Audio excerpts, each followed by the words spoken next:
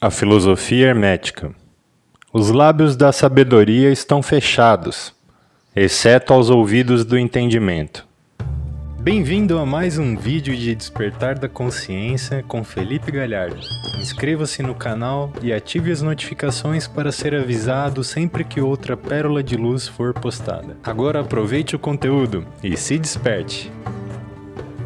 Do Velho Egito saíram os preceitos fundamentais esotéricos e ocultos que tão fortemente têm influenciado as filosofias de todas as raças, nações e povos. Por vários milhares de anos, o Egito e a terra das pirâmides e da Esfinge foi a pátria da sabedoria secreta e dos ensinamentos místicos. Todas as nações receberam dele a doutrina secreta: a Índia, a Pérsia, a Caldeia, a Média, a China, o Japão, a Assíria, a antiga Grécia e Roma e outros países antigos. Aproveitaram lautamente dos fastos do conhecimento que os hierofantes e mestres da terra de Ísis tão francamente ministravam aos que estavam preparados para participar da grande abundância de preceitos místicos e ocultos, que as mentes superiores deste antigo país tinham continuamente condensado. No Antigo Egito viveram os grandes adeptos e mestres que nunca mais foram superados, e raras às vezes foram igualados. Nos séculos que se passaram desde o tempo do grande Hermes, no Egito estava estabelecida a maior das lojas dos místicos. Pelas portas dos seus templos entraram os neófitos que mais tarde, como hierofantes, adeptos e mestres, se espalharam por todas as partes da terra, levando consigo o precioso conhecimento que possuíam, ansiosos e desejosos de ensiná-lo aqueles que estivessem preparados para recebê-lo. Todos os estudantes do oculto conhecem a dívida que têm para com os veneráveis mestres deste antigo país.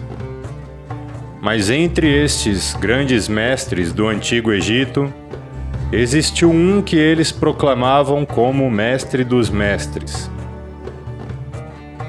Esse homem, se é que foi verdadeiramente um homem, viveu no Egito na mais remota antiguidade. Ele foi conhecido sob o nome de Hermes Trismegisto. Foi o pai da ciência oculta, o fundador da astrologia, o descobridor da alquimia. Os detalhes da sua vida se perderam devido ao imenso espaço de tempo, que é de 10 milhares de anos, e apesar de muitos países antigos disputarem entre si a honra de ter sido a sua pátria, a data da sua existência no Egito, na sua última encarnação neste planeta, não é conhecida agora, mas foi fixada nos primeiros tempos das mais remotas dinastias do Egito, muito antes do tempo de Moisés. As melhores autoridades consideram-no como contemporâneo de Abraão, e algumas tradições judaicas dizem claramente que Abraão adquiriu uma parte do seu conhecimento místico do próprio Hermes. Depois de ter passado muitos anos da sua partida deste plano de existência, a tradição afirma que viveu 300 anos. Os egípcios deificaram Hermes e fizeram dele um de seus deuses, sob o nome de Tote. Anos depois, os povos da antiga Grécia também o deificaram, com o nome de Hermes, o deus da sabedoria. Os egípcios reverenciaram por muitos séculos a sua memória, denominando-o o mensageiro dos deuses, e ajuntando-lhe como distintivo o seu antigo título, Trismegisto, que significa o 3 vezes grande, o grande entre os grandes. Em todos os países antigos, o nome de Hermes Trismegisto foi reverenciado, sendo esse nome considerado como sinônimo de fonte de sabedoria.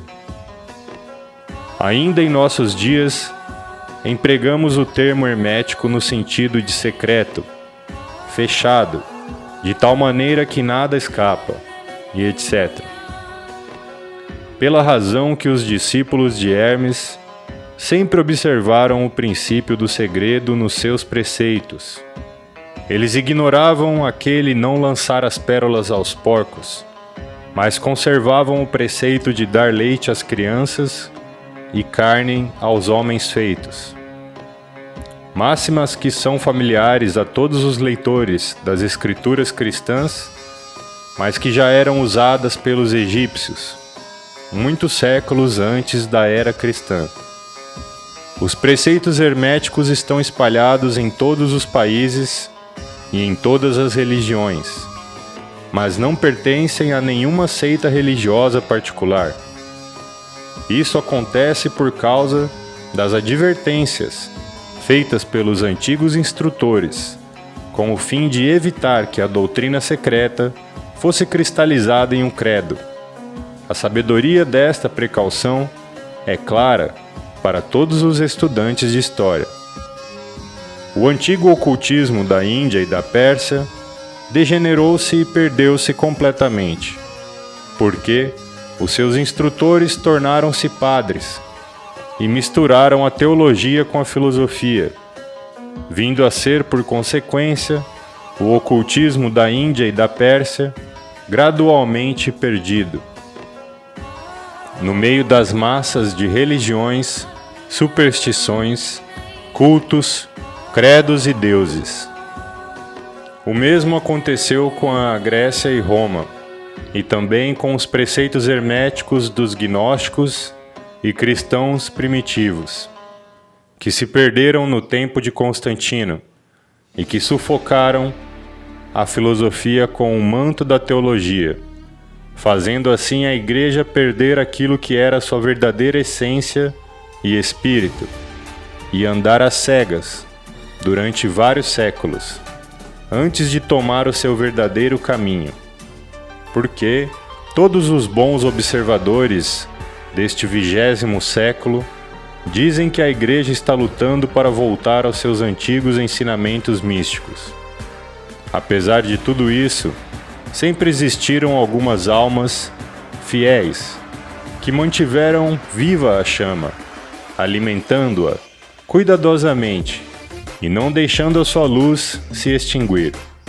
E graças a estes firmes corações e intrépidas mentes, temos ainda conosco a verdade. Mas a maior parte desta não se acha nos livros.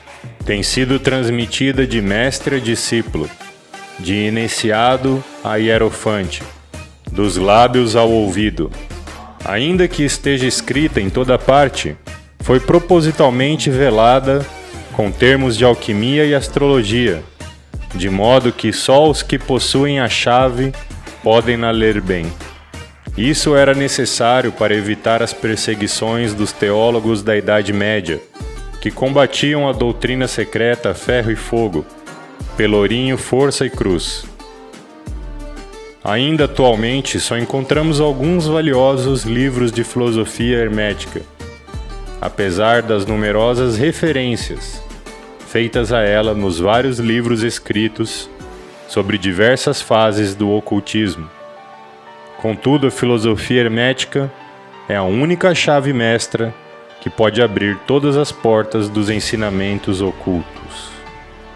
Compartilhe com quem você ama e ajude na expansão de consciência coletiva. Muito obrigado por você assistir e apoiar o meu canal. Que a graça do Senhor Jesus Cristo e o amor de Deus e a comunhão do Espírito Santo sejam com todos vós. Até a próxima!